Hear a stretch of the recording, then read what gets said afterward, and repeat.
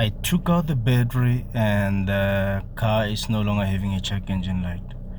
I've driven it for some kilos, 4.8 kilos as you see there at the top, and now there is absolutely no engine light. So yeah, disconnect the battery after you've done fixing and then put it back on after 7 to 10 minutes. Start the car, drive it around, and then if you manage to fix the problem, then this engine light should not come back. Alright, cool, thanks guys.